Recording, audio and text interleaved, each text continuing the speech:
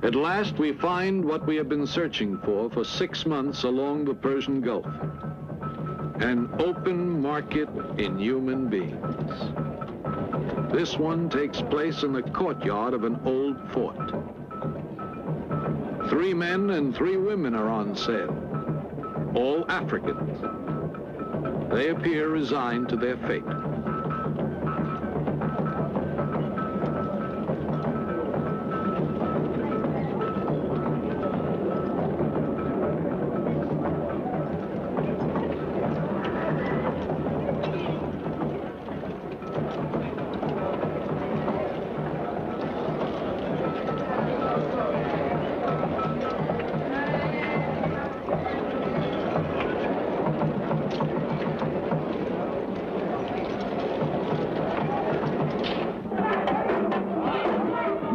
Slaves come from black Africa. They can also be procured on the Arabian Peninsula. Sometimes all you have to do is organize a party, the kind the British have called slaving parties. We hear about such a party in Qatar. There's music, dancing, laughter, the kind of entertainment that doesn't take place every day in the desert.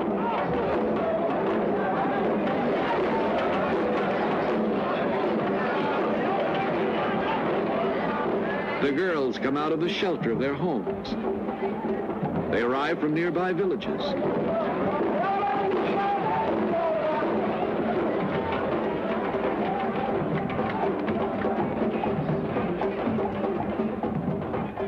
The canny organizers of the party have accomplished their purpose.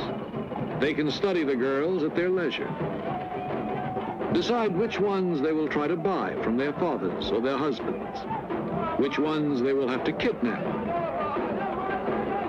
Slavery, we are told, has been abolished. In point of fact, it still survives. In a small villa on the outskirts of an African city on the Red Sea, he gathers the children of his prostitutes in what is officially called an orphanage. Actually, it is a training school for slaves. For the first few months, the mothers can visit their children. Then, the Greek takes over, rearing the children and training them until they are old enough to be of commercial interest to the traders of the Middle East. Prices vary according to age, color of skin, and the work the child is intended for. An attractive half-caste girl of 12 may be worth as much as $5,000.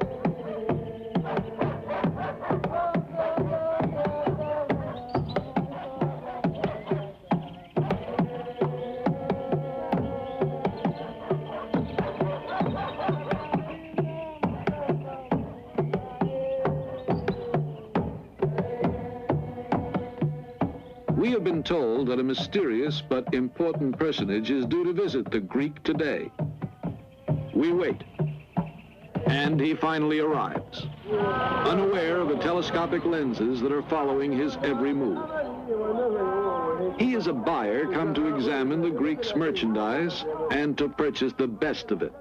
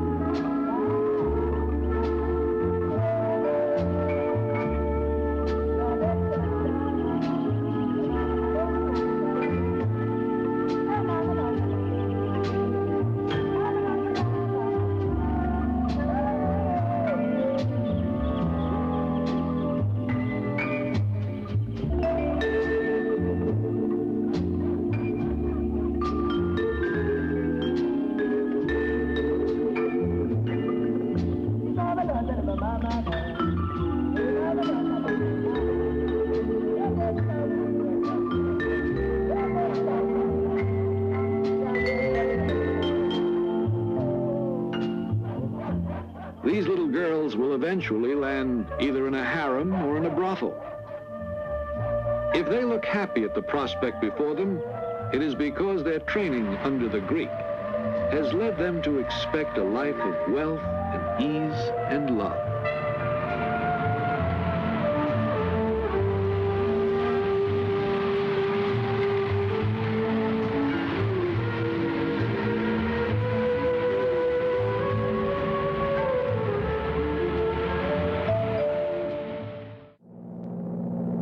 Several days later, we board a plane bound for Jeddah, a landing point for travelers to Mecca. We ask an officer on the plane the same question we had asked the captain of the ship.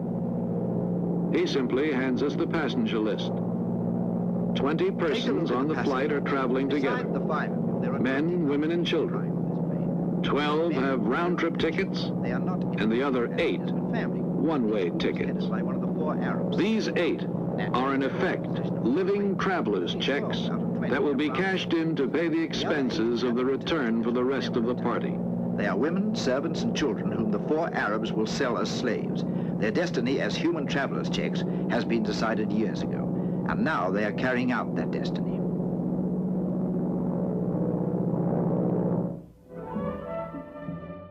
Kuwait, with a population of scarcely 300,000, takes in close to $3 million a day in oil royalties. Not that these millions are allowed to trickle down, but to raise the standard of living of the people, of the Fellahin or the Bedouins. Instead, oil has brought in its wake a new biblical curse. It has raised the price of human flesh.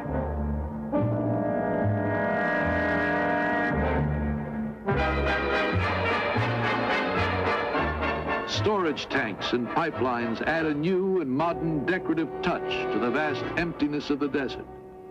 But they provide no sustenance for the people who live nearby, in hunger and misery and desperation.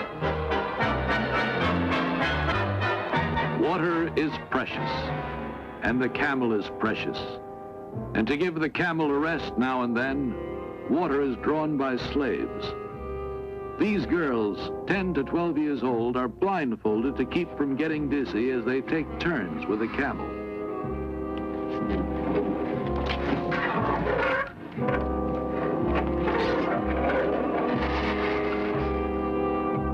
The most modern equipment available is used to extract oil from thousands of feet below the surface of the earth. But water must be drawn by the effort of human slaves. For luckier children, there are model schools inside the palaces. The pupils pray before lessons begin. We are permitted to film the pupils as they come out of the royal school. More than 100, we are told, are children of the sovereign himself. Following them are the children of the princes and high dignitaries. They're clean, well-disciplined, happy children. But note that some of them do not carry books. These are children of the oil rich. Their books are carried by their personal slaves. Slaves received as gifts from their parents on their birthdays. Slaves who will grow up alongside their masters and serve as their personal gods. Most of these are children of palace slaves, and according to the law, they too are slaves.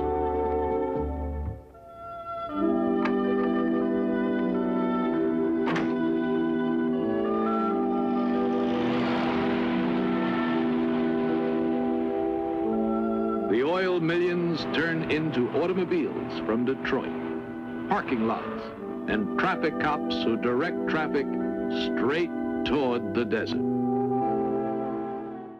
We travel along the edge of the Sahara to reach the Peuls, a pastoral people once numerous and powerful, now reduced to a few thousand by mass raids of slave merchants early in this century. They no longer have any cattle of their own.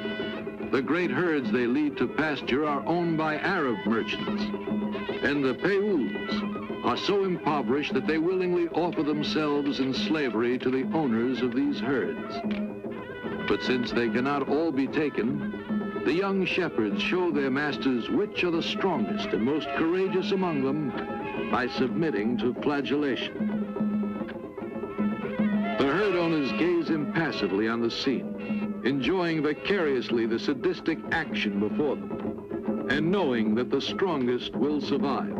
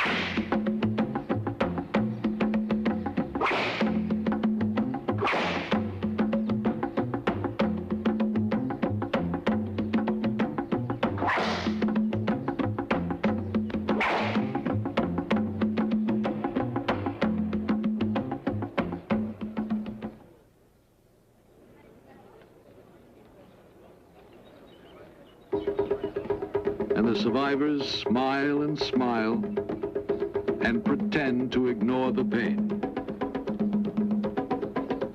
They fall on their knees and beg their Arab masters to accept their services.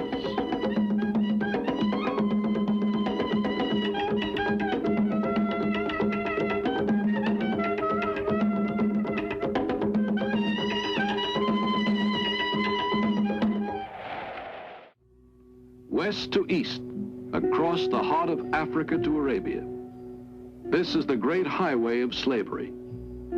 Across these desert trails, we took our cameras for thousands of miles in search of secret caravans. The governments of the young African republics are doing everything in their power to wipe out the slave trade. Every day, military units on camels check the border zones. They pursue the caravans and examine the documents of the desert buses. Any of these may be engaged in the slave trade. On the border of Chad and the Sudan lies Fada, the base from which the camel patrols set out. Helicopters keep watch along the border.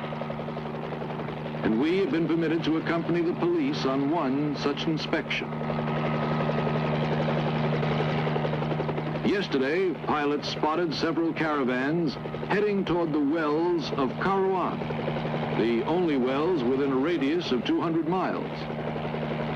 All caravans leaving Chad to enter the Sudan must stop there to take on water after checking in at Fada.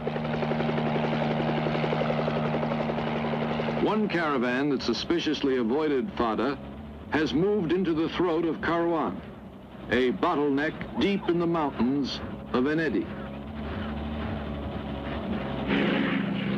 Water surging from the springs here cannot evaporate because the high mountain walls keep out the sun's rays.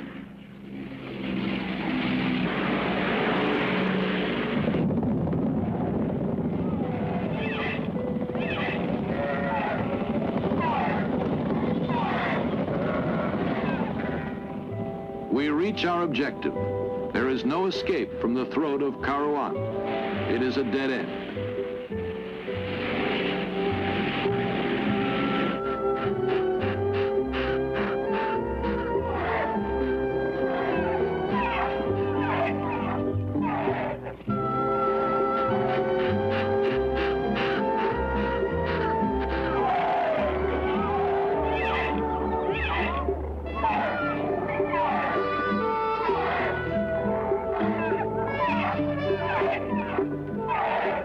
At first, this caravan looks like any other moving from place to place.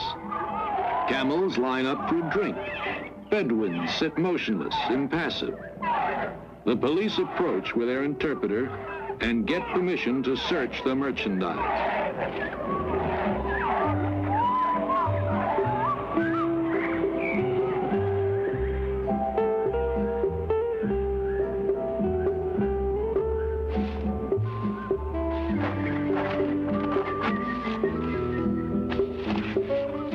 The interpreter notices an odd-shaped bundle with a canvas cover.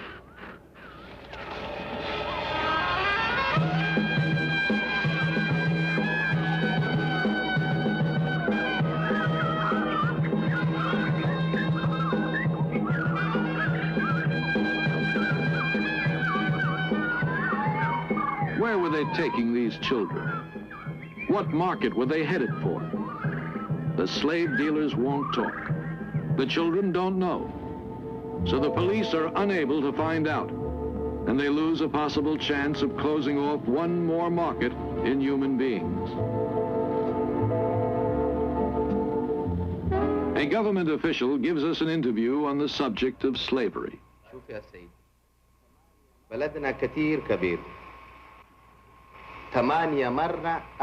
I can assure you, he says, that slavery does not exist in my country. The first official act of my government when it came into power was to draw up stringent laws against slavery. But our country is large, very large. Look at the extent of our borders. Our army and our police do everything in their power to patrol them.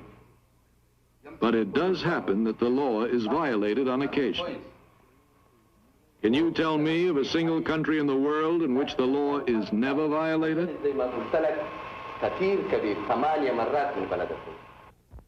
But here the law may be violated too often.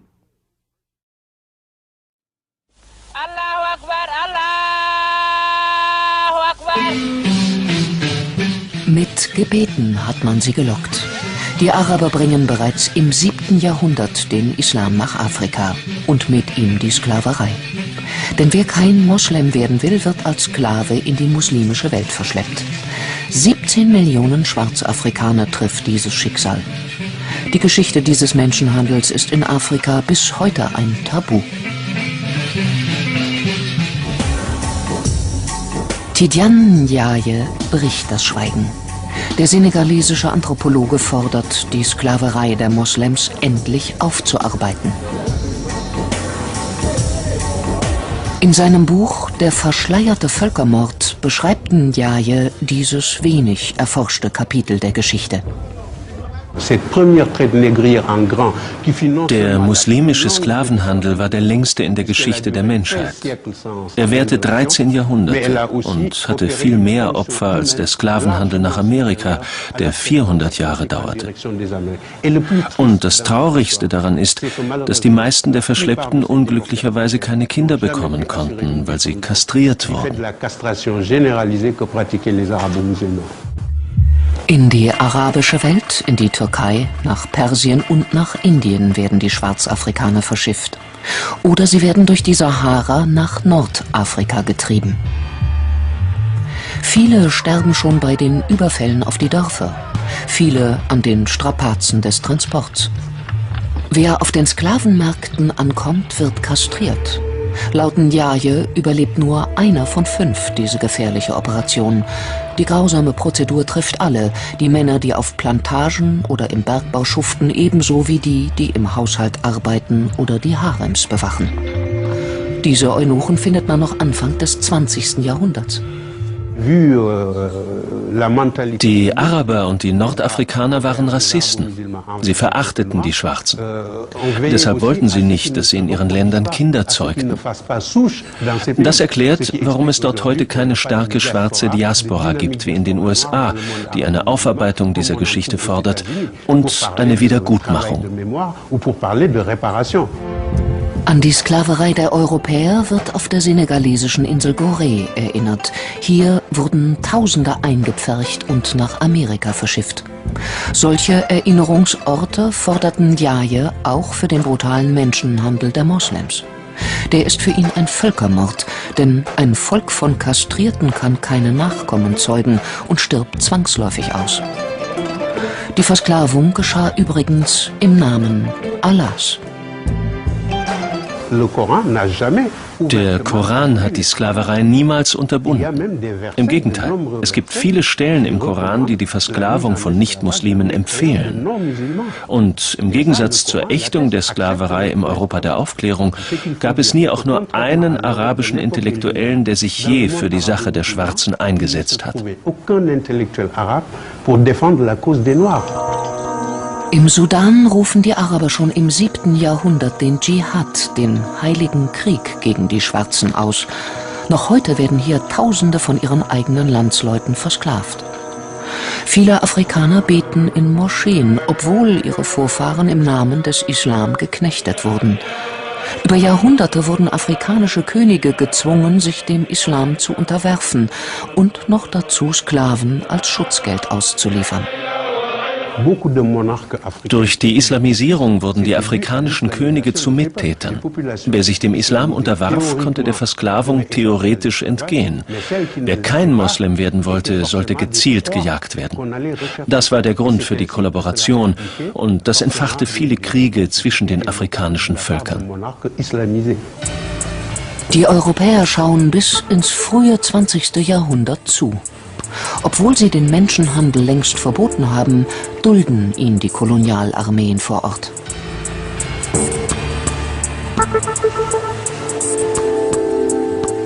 Ein Zentrum des schmutzigen Geschäfts ist die ostafrikanische Insel Sansibar.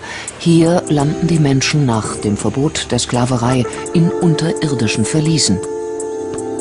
Den berüchtigten Tipu-Tip macht der Menschenhandel zum zweitreichsten Mann Sansibars. Noch nach 1920 schuften Sklaven auf den Plantagen der Insel. 13 Jahrhunderte Sklaverei aufarbeiten, dafür gibt es offenbar weder in Afrika noch in der islamischen Welt Bereitschaft. Es gibt eine Solidarität zwischen den Afrikanern und den Arabern wegen der gemeinsamen Religion, dem Islam. Man zieht es vor, über diese schmerzhafte Geschichte nicht zu sprechen. Man richtet die Aufmerksamkeit lieber auf die Schuldigen, die alle schon kennen, die Europäer und die Amerikaner. Tidiane Ndiaye will das nicht hinnehmen. Weder als Intellektueller noch als Enkel eines senegalesischen Königs. Und auch nicht als Moslem. Christian boys kidnapped from the villages are confined to an Islamic school where they are made to study the Arabic language and memorize the entire Quran.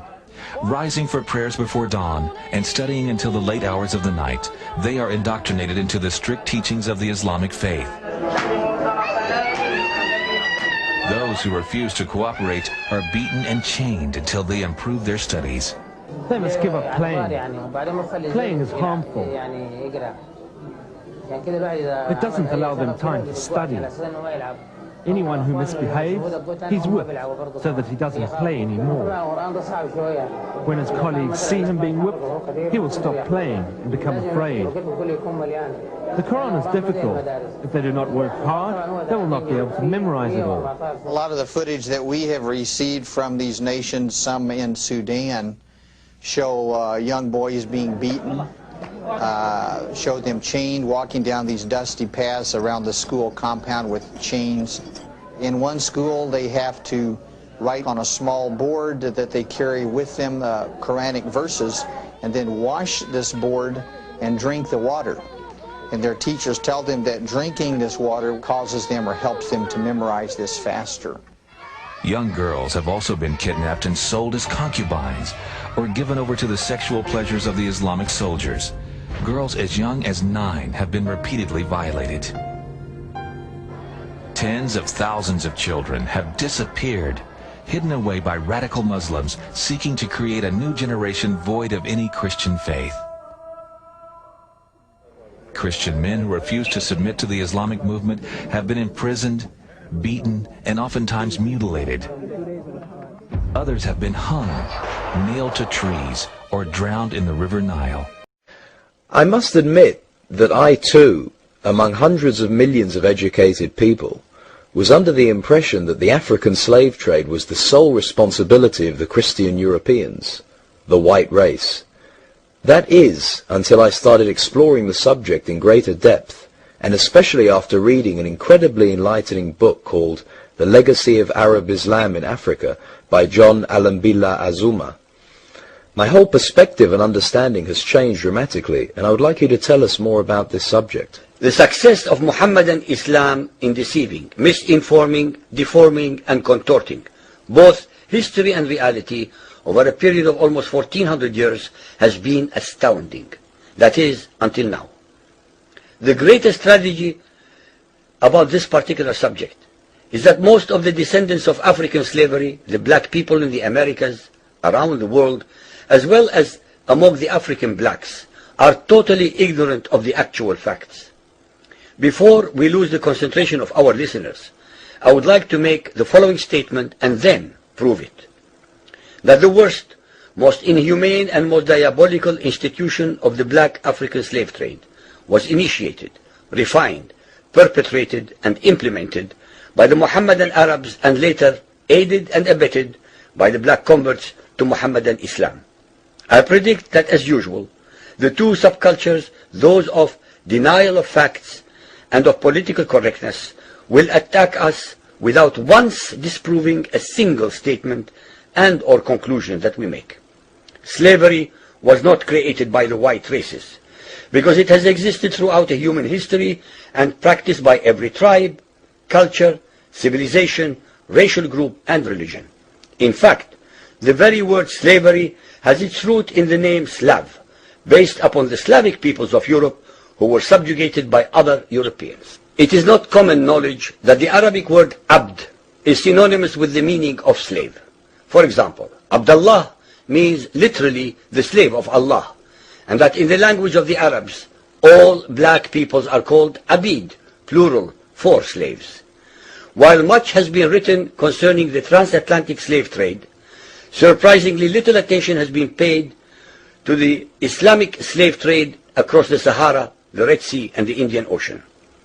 While the European involvement in the African transatlantic slave trade to the Americas lasted for just over 3 centuries, the Arab involvement in the African slave trade has lasted 14 centuries, and in some parts of the Mohammedan world is still continuing to this day.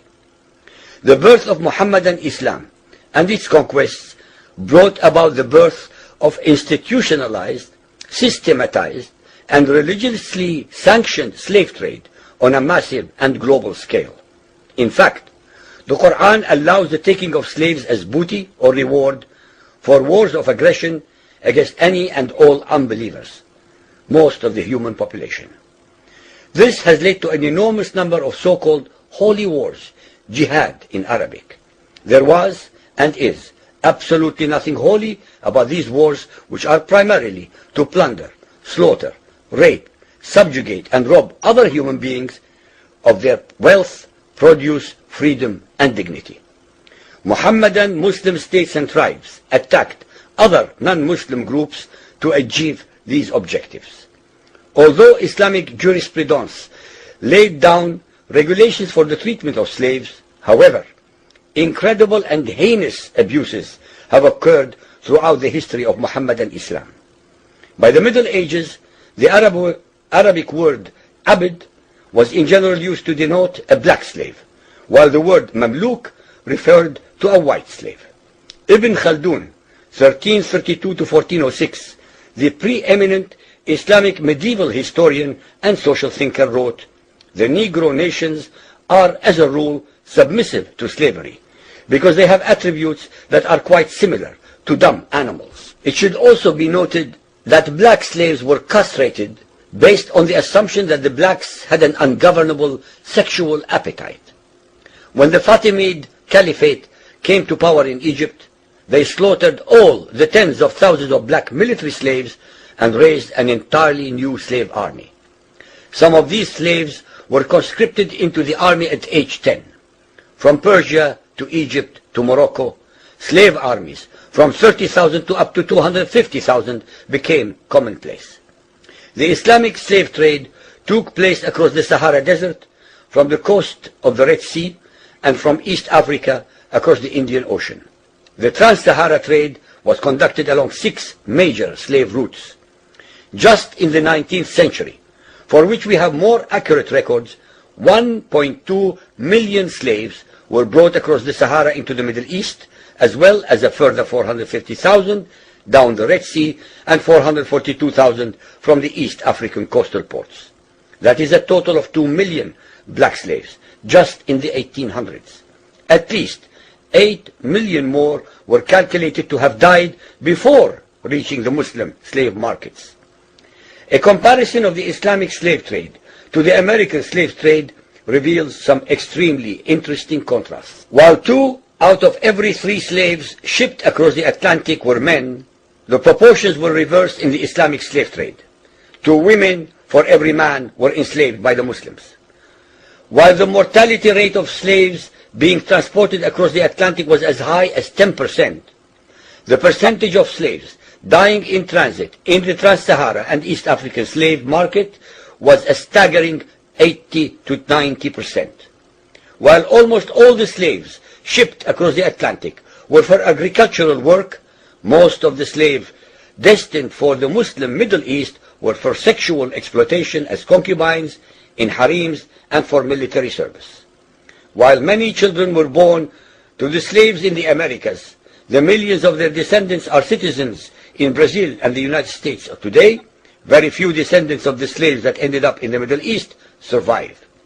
While most slaves who went to the Americas could marry and have families, most of the male slaves destined for the Middle East were castrated, and most of the children born to the women were killed at birth. It is estimated that possibly as many as 11 million Africans were transported across the Atlantic, 95% of which went to South and Central America, mainly to Portuguese, Spanish, and French possessions. Only 5% of the slaves ended up in what we call the United States today. However, a minimum of 28 million Africans were enslaved in the Muslim Middle East. Since at least 80% of those captured by Muslim slave traders were calculated to have died before reaching the slave markets, it is believed that the death toll from 1400 years of Arab and Muslim slave raids into Africa could have been as high as 112 millions. When added to the number of those sold in the slave markets, the total number of African victims of the trans-Saharan and East African slave trade could be significantly higher than 140 million people. What is obscene about this whole subject is the Muhammadan, Muslim, and Arab culture of denial regarding their complicity in the African slave trade, as well as the ignorance of black Muslims about the reality of their past and present conditions. The statistics and reports above are based upon the logbooks kept at the African slave ports, ship logs, travelers' reports, eyewitness accounts, etc. Ladies and gentlemen, the facts and reality of Muhammadan Islam's complicity in the slave trade and their inhuman depravity are infinitely more devastating, more staggering, and more incomprehensible than all the nightmare fictions in the world.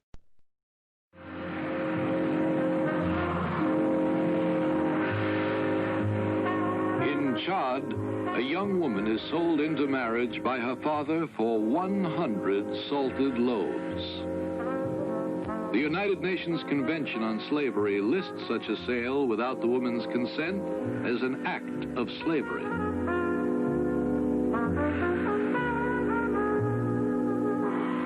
In the Volta Republic, 4 women may be worth a horse with harness. But they must be young, beautiful, and well-dressed.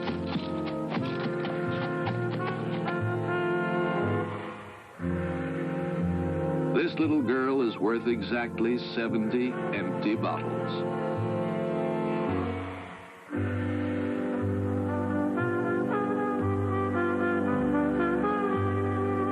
Even if she could read the United Nations Convention, it would hardly be of any help to her. Nor would its provisions against mutilating, branding, or otherwise marking a slave help this woman, dressed in rags, who totters along with her ankles in chains among the crowds in a large city. This is Porto Novo, capital of Dahomey. We are going to a fishing village on the lagoon of Cotonou in Dahomey. This lagoon has a lovely fairy tale look, and its inhabitants contribute to the fairy tale quality as they gracefully toss their fishing nets onto the waters. But there is nothing of the fairy tale about the harsh struggle for existence of the people of this village, who live exclusively on the fish they are able to catch in the waters that surround their stilt-propped homes.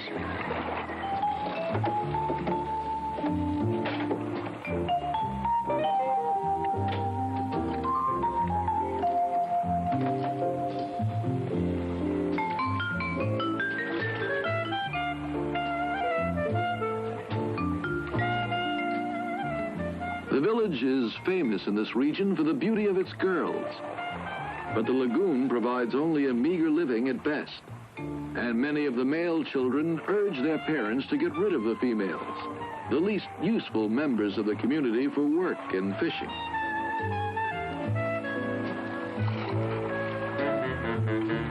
Whenever one of the girls disappears, they say that the crocodiles have kidnapped her. The fishermen believe that these crocodiles are the incarnation of their ancestors, and they are therefore held to be sacred. The children look upon them as close relatives.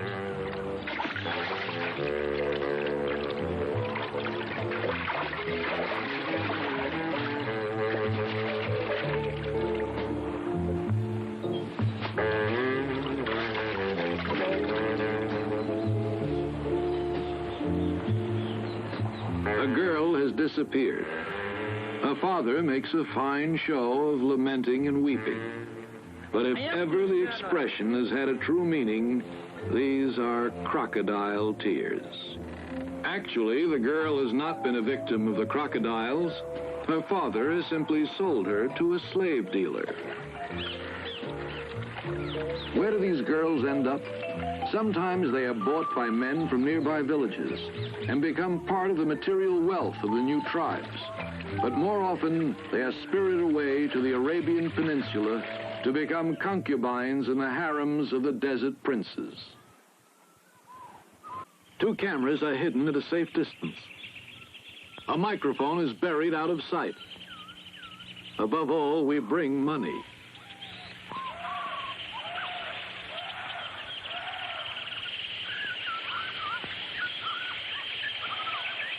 We don't have to wait long.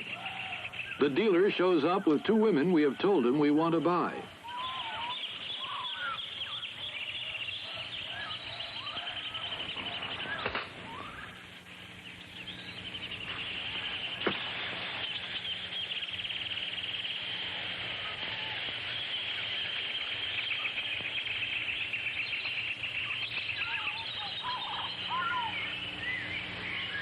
How do you do?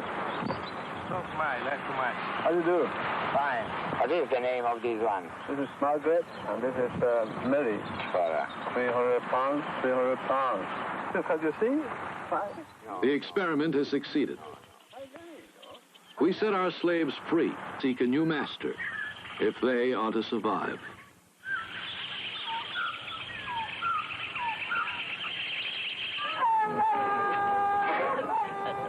You don't have to hide yourself in a forest to buy a slave.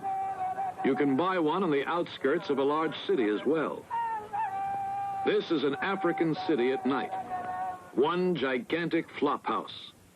A huge bed of misery and desperation.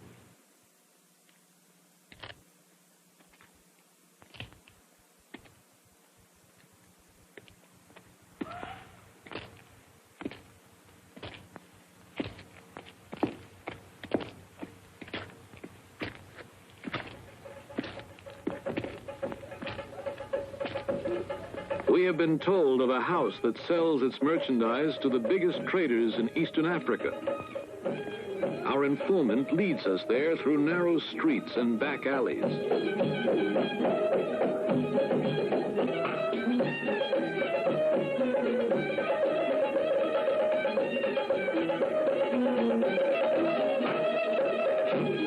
Then we watch a girl being bargained for by a rich merchant passing through town.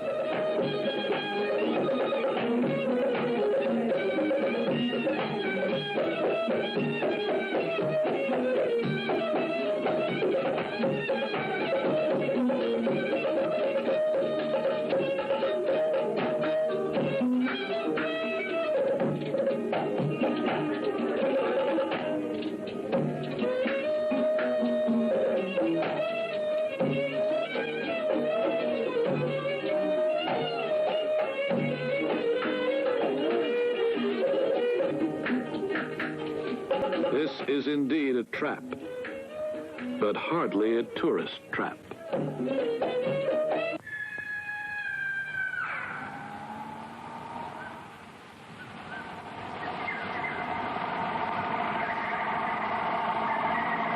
We are in the neighborhood of the oasis of Ahila, on the edge of an airfield abandoned after the war.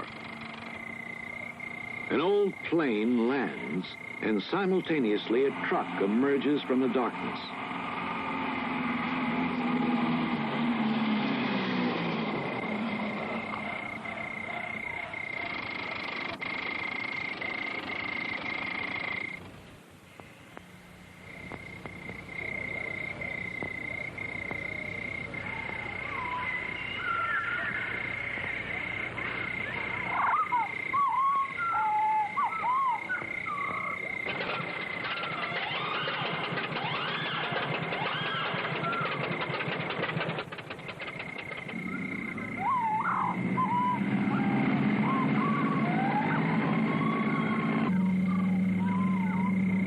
The plane takes off at dawn.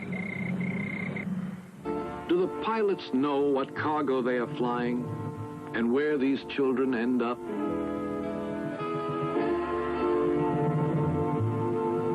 We find our answer. Great opportunity for the slave traders lies in the pilgrimage to Mecca. Mecca is the heart of Islam, and Islam is the third religion in the world.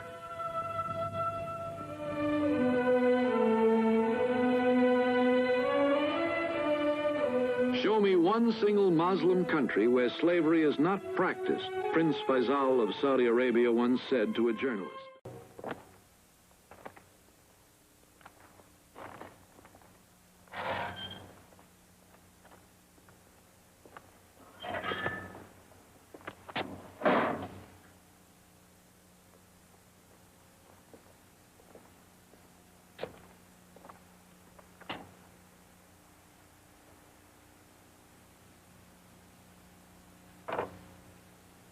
We are sorry to have to drag the United Nations into it again, but there is something we must add. We have the evidence of this British officer, Lieutenant Marlon Steele of the 37th Military Police District of Maridi. On the morning of May the 6th, 1963, 5 Kivu slave traders were arrested. They are guilty of having used these instruments of torture on 15 Bakudo children so as to reduce them to such a pitiful physical condition as to arouse the generosity of the passers-by.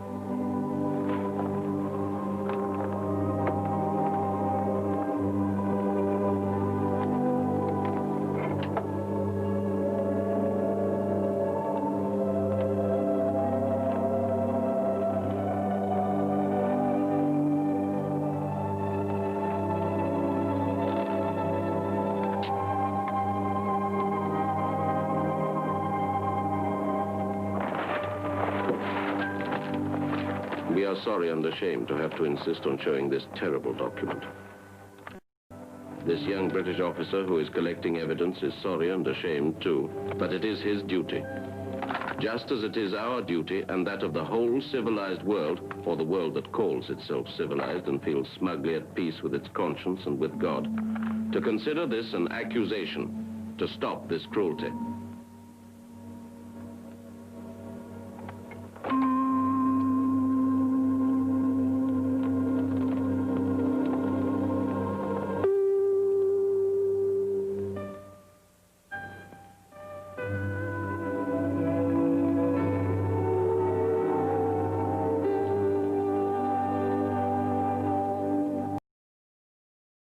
a poor neighbourhood of Mauritania's capital, Nouakchott. Habi and her son don't have much, but even so, it's a lot more than they used to have when Habi was a slave to an Arab family. 2 years ago, an organisation campaigning against slavery rescued her from her former masters. In the beginning it was very difficult for me. It was very difficult to leave my masters because I thought there weren't any other options. I just couldn't imagine I'd be able to live without them. Biram Ould Abaid works for the NGO in question, SOS Slaves. He says it's freed more than 50 slaves over the past 2 years, but that there are thousands more still out there. The slaves are mainly from the ethnic community known as the Haratine, a group oppressed for 800 years in the region, so long that slaves too often simply accept their fate as an inferior caste.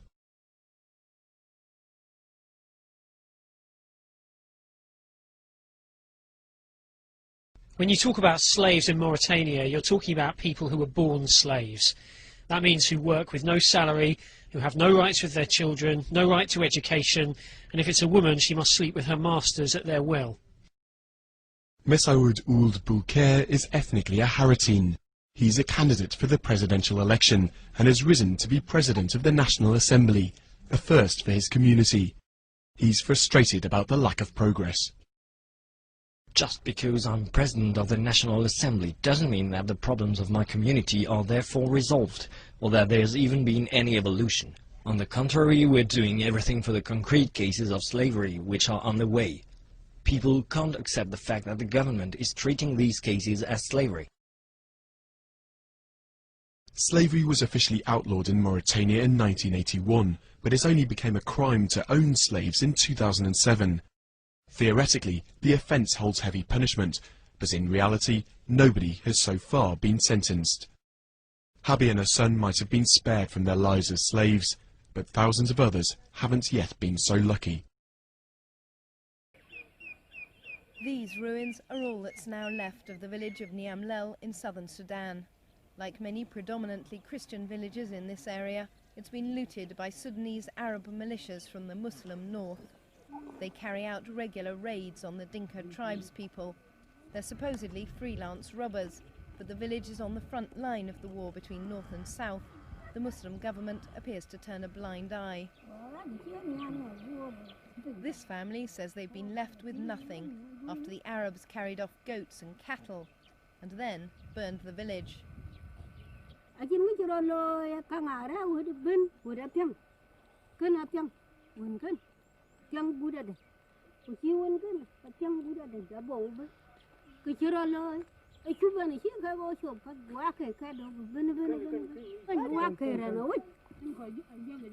Up to 300 villagers were killed, mostly men.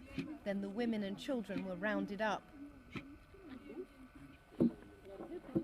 The Arabs captured Abuk Maru, along with dozens of others. She believes they intended to sell her in the north as a slave, but let her go when they discovered she was blind. They still have her 2 children.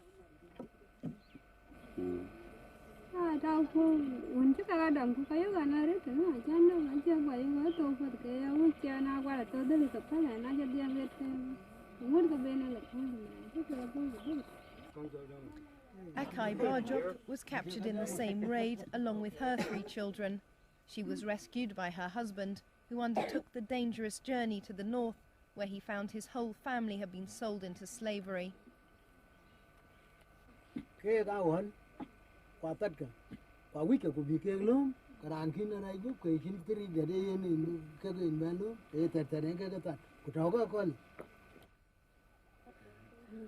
Apin Akot paid around £100 a head for his family's freedom.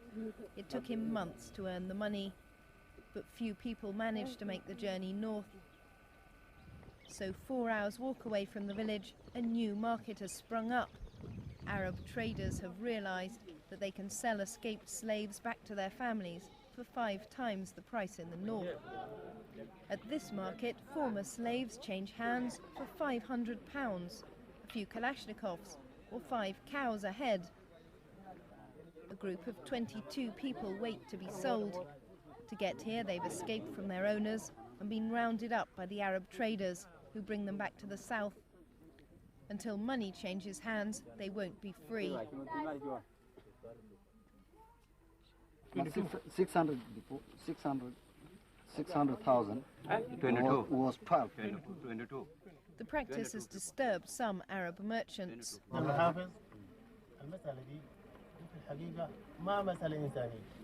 الزول اللي بيخش في مسألة زي ده شبه ما فاهم أو ما بيعرف الحياة. إذا كان بيعرف الحياة ما بيخش في مشكلة زي ده. But controversially, a Western aid agency has got involved. Freedom, sweet. It is literally freedom for 20 people. These children are being brought back with money supplied by Christian Solidarity International. Here, it's handing over £10,000 to a slave trader.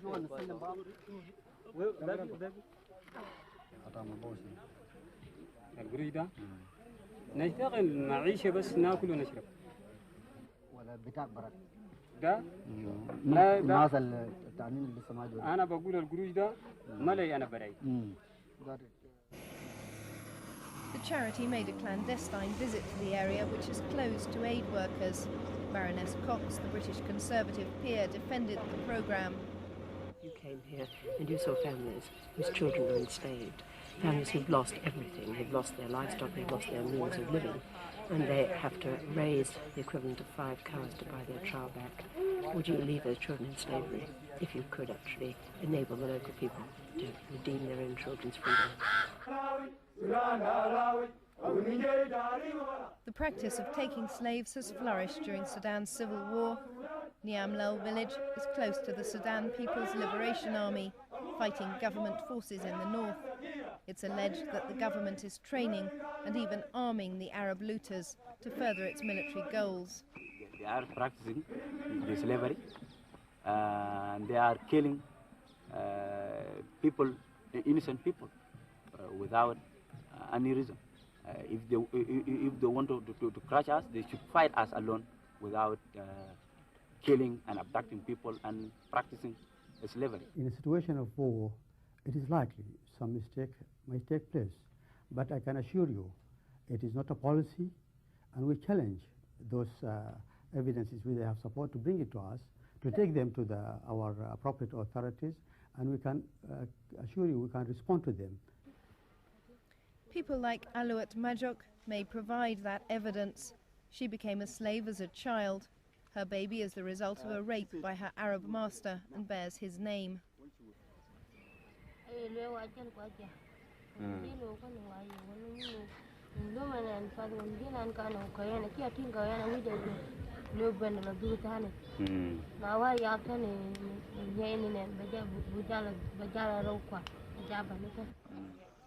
Sudan has been at war for over 15 years. It's left its mark on almost every aspect of life. International slavery was abolished 100 years ago, but in Sudan no one seems to have noticed its passing.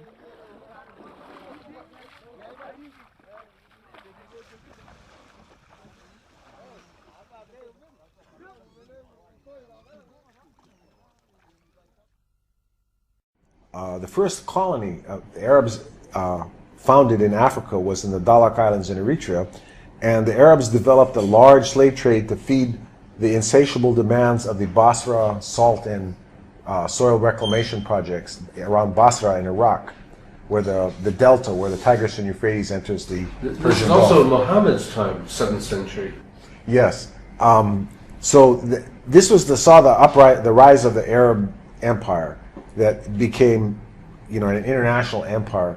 But the first 250 years of the Arab Empire saw a large, massive slave trade where they were going into East Africa and taking slaves. If you read the classic Arab scholars like Ibn Khaldun and Al-Masudi and even Ibn Battuta, they speak of these massive concentrations of African slaves in Iraq. They were called the Zanj, as in Zanzibar or in Tanzania. The Arab word for Africans was Zanj, Z-A-N-J. So there was a series of the revolts of the Zanj, or the African slaves in Iraq. And at one point, the revolts were so large that the Zanj rose up and captured the city of Basra and massacred, because apparently they were treated so brutally by their Arab slave masters. They massacred every man, woman, and child in Basra and established an African kingdom in Basra, which is the closest large city to Baghdad, which at the time was the center of Arab culture in the world. The first great African slave revolt historically documented took place in Iraq. Known as the Zanj Revolt, it lasted from 869 to 883. Thousands of African slaves from East Africa working in the salt marshes in southern Iraq joined forces with other groups to revolt against slavery and for social changes. The Zanj rebels even established their own state with its capital called Al-Muqtada, and during 14 years seriously threatened and challenged the reign of the Abbasid Caliphate. They spoke of, al-Masudi in particular spoke of one plantation in the salt fields of Basra that had 50,000 African slaves there. Now, if 50,000 African slaves were living there, to get those 50,000 African slaves, they had to capture 100,000 able-bodied adults in East Africa. Because out of every 2 slaves that are captured, 1 would die in transport. So, if in the Americas, if a slave life lasted 7 years, let's just say for round figures, the Africans in the slave fields of Basra lived for 10 years. That means every 10 years, 200,000 new able-bodied adults had to be captured in Africa to supply 100,000 slaves to keep the Basra plantations operating. So that means in 100 years, you're talking about 2 million African able-bodied adults were taken from East Africa to Iraq, okay? And they're treated so brutally that they regularly rose up in rebellion. Not so much in the European slave trade in Africa, but in the case of the Zanj, the African slaves in Iraq, there was subhuman bondage. And that if you read the Arab writers, the description of the African slaves, where they spoke of them having large sexual organs, of smelling bad, of being thieves, of wanting to rape their women, of being dishonest and lazy. Which I did in the University of Birmingham, UK. And I wrote the book because there was very little writing on some of the themes that I wanted to address, that I address in the book, having to do with the theme of Islam's interaction with African traditional religions, the whole history of jihad in West Africa, and as part of that, a very important part of that, the slave raiding and the slave trade that happened within West Africa by Muslim communities. That was why I wrote the book, because not many had written on these kind of themes in Islam history in West Africa.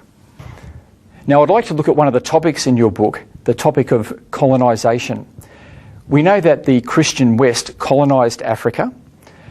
The West has acknowledged this and is self-critical in this regard. Did the Islamic empires colonise Africa? Well, yes, there was a lot of activities on the part of Muslims in Africa, especially in West Africa. What happened there was not necessarily outside colonization, but there was a form of colonization in the sense that the dominant Islamic tribes conquered weaker tribes and imposed Islamic rule over them. And therefore, there was some kind of internal colonization going on. The Fulani in West Africa in particular were very much in the habit of conquering and imposing Islamic rule on other tribes. So that was a form of internal colonization, yes. What about with the Arab conquest of North Africa? Was that a form of colonization? Absolutely. That the Arab conquest of North Africa was a form of colonization that took place in the 7th century when Arab Muslims burst out of Saudi Arabia and conquered Egypt and went on to conquer the whole of North Africa. There were a lot of Berber tribes there. The Egyptian Copts were the original indigenous of the land, as well as the Berbers.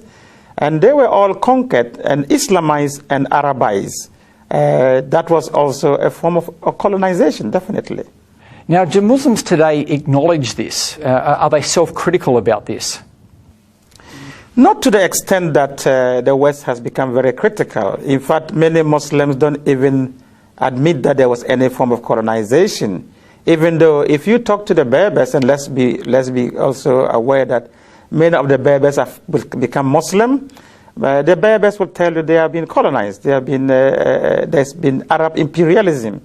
The same thing in Egypt. The Copts know that they are the original, the indigenes of the place. They feel like they have been colonized. The same thing will happen we talk to Sudanese. They will tell you that Sudan was colonized by Arab Muslim invaders. So yes, they will not admit it, but there is that kind of history there. Okay, thanks for that. I want to move on to the topic of slavery now. Did the Muslim empires practice slavery? Absolutely. Slavery was a very important part of Islamic expansion in West Africa, and in fact in the Sudan, and from the very earliest period of Islamic penetration into Africa. It started by buying, purchasing slaves and trading in slaves, and then it went on from purchasing to raiding for slaves and capturing slaves deliberately, especially mainly black Africans, and transporting them into North Africa and into Saudi Arabia, the Arabian Peninsula, and onwards to the Ottoman Empire to Turkey. So slavery was a very endemic part of Islamic interaction with Africa. And in West Africa, the jihad's period of the 18th and 19th century involved massive slave raiding and slave trading. And many of the slaves that were captured and sent and sold and taken into the transatlantic slave trade, most of those who were doing the raiding at the time were Muslim communities. Because they were the dominant tribes. So a lot of that happened. That is not to say that non-Muslim communities were involved in raiding, but the dominant tribes were the Muslim communities that were doing the raiding at the time. The treatment of slaves is a topic that you bring up in your book. Can you talk about some of the differences in the way that slaves were treated in the Western world compared to in the Islamic world? Yeah, one of the themes I explored in my book is this perception that Muslims treated their slaves much more humanely than the Western slave trade. And what I found out in my own research was that that is not necessarily the case, and that there were very harsh treatments of slaves by Muslim groups. It was just a done deal at the time. And one of the key differences I looked at in my book that whereas slaves taken to the West were able to marry and reproduce and have their families, and you can still find large populations of African Americans today in North America and in the Caribbean, you go to the Islamic world and you find very few black remnants of the slave trade, which was very massive. And one of the reasons is that many of the male black slaves taken into the Islamic world were castrated as eunuchs, which meant that they could not, of course, reproduce. And the other factor is that many of the women were taken as concubines by their slave masters, and they gave birth to mixed races, and they were very much absorbed into the society. So you don't have black slave kind of descendants in the Muslim world as you would in North America, and part of the reason is the castration and the way the slaves were treated. Did the Islamic world abolish slavery?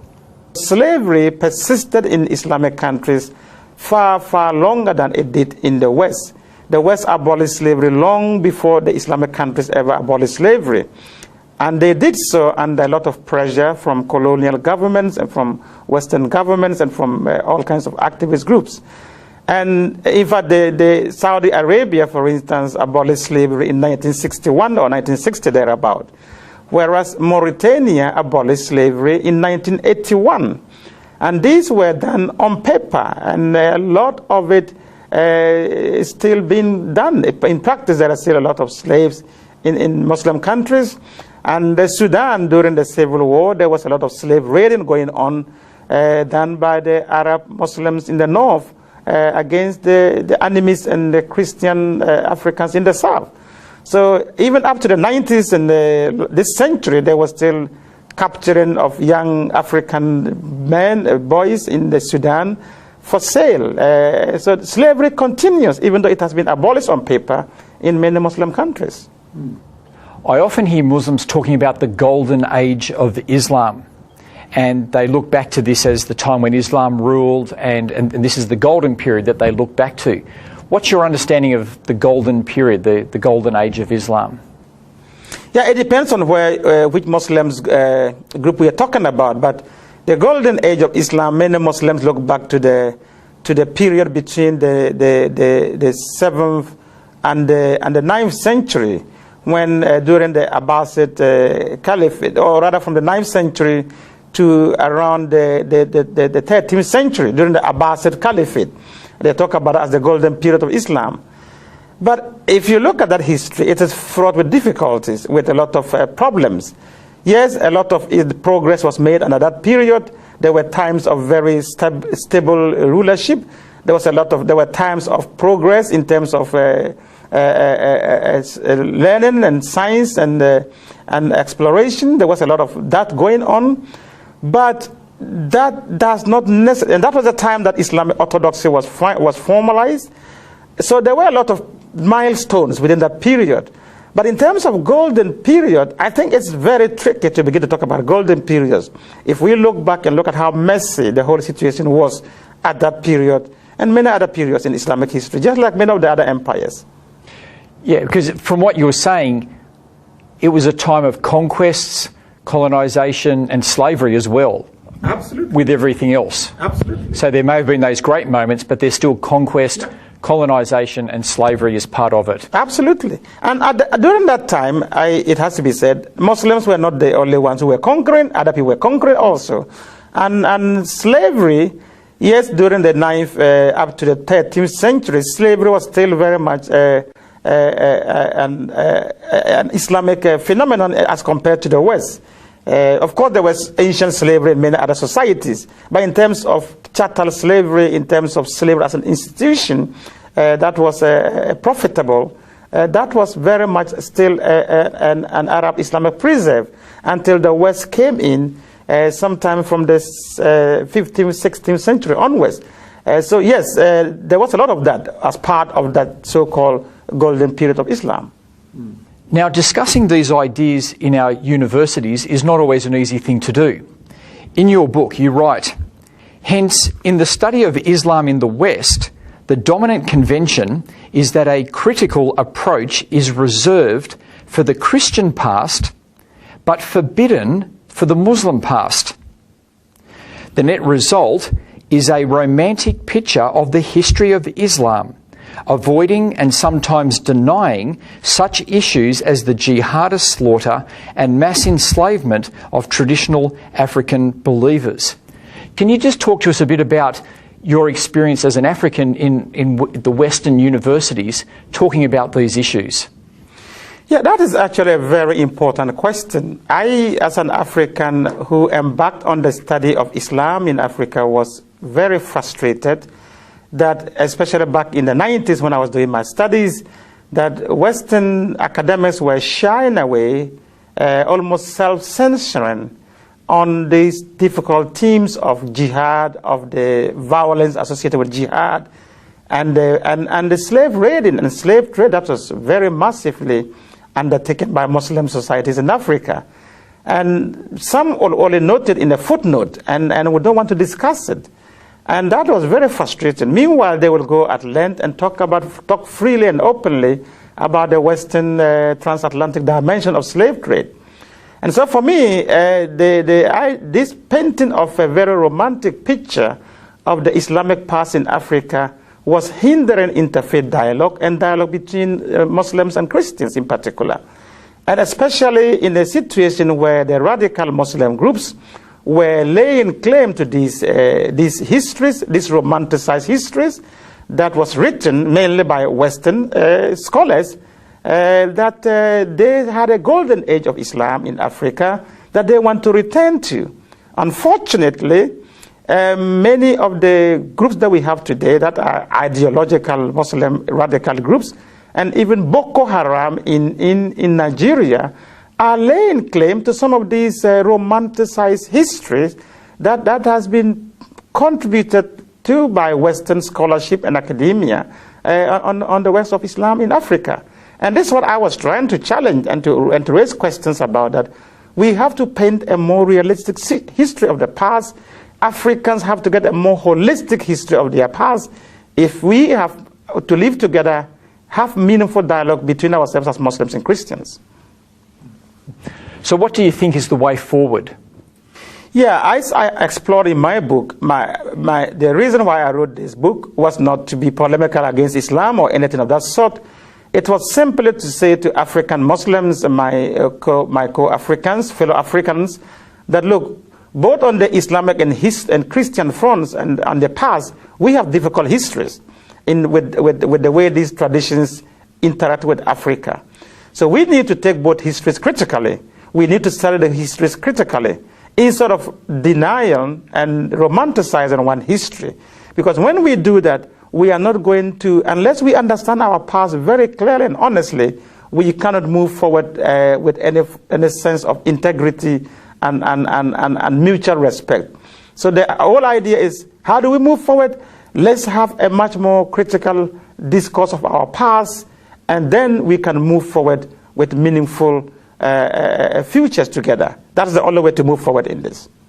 Thank you very much for talking with us today. Thank you.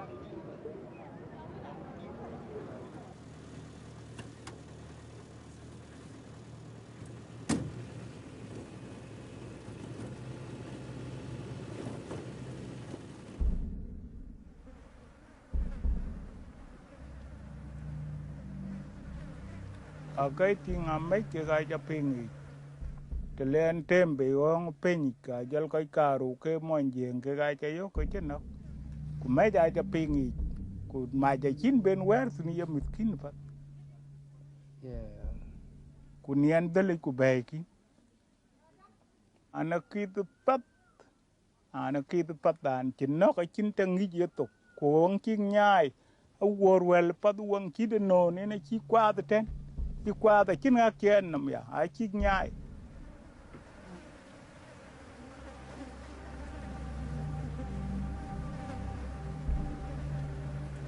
Sudan.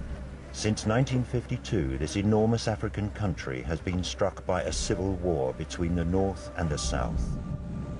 One of the horrible consequences of this war is the revival of slavery. Mình kaka achi la bio ka la yo gi ke ga dok ko ku ga na lo yo ba ku jula nyir chen ti ka ro achi la wi ko chi te wi ke ka ba na yo ko tok ne achi ja loy kan ka pa ka wen jo le ne ten ka la ka ke wen ni chi tin kuran jo lo ga la dat pin ka chin ta ba ne yo go i dom i ka la dom ko ke dom cha te ko yo ban bai yo ka nok ko ya lo ko lo le wengo wale wengali kule le ngulo dongi ba wale na ndala da le kala na liwe e mai yu nya papa le vive gudan tapi gudan je ka gwa kala wo te kulang na chinge tinya an jala bala po pe ben a po kai le tingri du ba bo le yin la kem bu ju ko ko ga le mu je ko ke tu mare ne la ko gwa to de.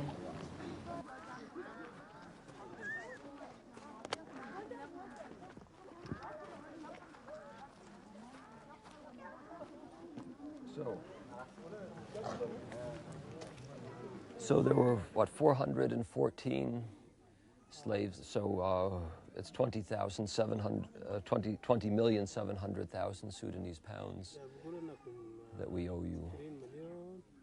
Or put it in his, okay, that's 5 million, that's 5.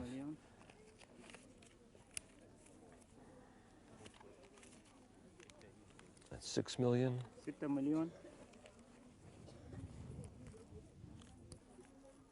13 million. Yeah, we are here and you have come back because there are many people around the world who've heard about the suffering of the slaves in Sudan. I can only name a few, but I think of Bishop Caesar Matsalari and Bishop Makram Ghazis.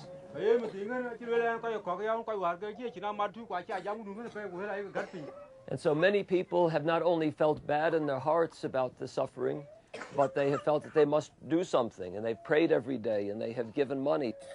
So now you're free to go back to your villages, to find your mothers and fathers and your husbands and your relatives and neighbors, and we wish God's blessing upon you and hope that you can live in peace and security from this day onward. The American John Eibner, who represents CSI, the Swiss organization Christian Solidarity International, travels about 6 times a year to South Sudan. During his visits, he buys back the freedom of women and children that have been enslaved. This is the wife of his brother, and this is his daughter. Ah, his daughter. And were they taken at the same time? The same day they were taken. The same day. When were they taken? And then last year. At Warawa? No, last year. It's not Wato. And so, have you seen them since they have been back, or is right now the first time you've seen them? Right now. That was the first time. Very good. Well, we're very happy. No one knows exactly how many slaves there are in Sudan, but we have reasonably good estimates of the numbers, and we reckon that there are over 100,000 chattel slaves in Sudan. That is, slaves that are the private properties of private masters. And there are many more people who are subjected to slave-like conditions who have not been kept by private masters but end up in government-run concentration camps, which the government calls peace camps. Okay, Noor? Okay, shukran. Slave trading is a thriving business. Northern militias are raiding villages in the south for slaves, which they then take back to the north. They keep them in their households or sell them to other masters. A few Arabs in the north, so-called retrievers, are tracing the slaves and buying them. They then bring them back to the south, where these retrievers present the slaves to John Eibner, who is buying their freedom.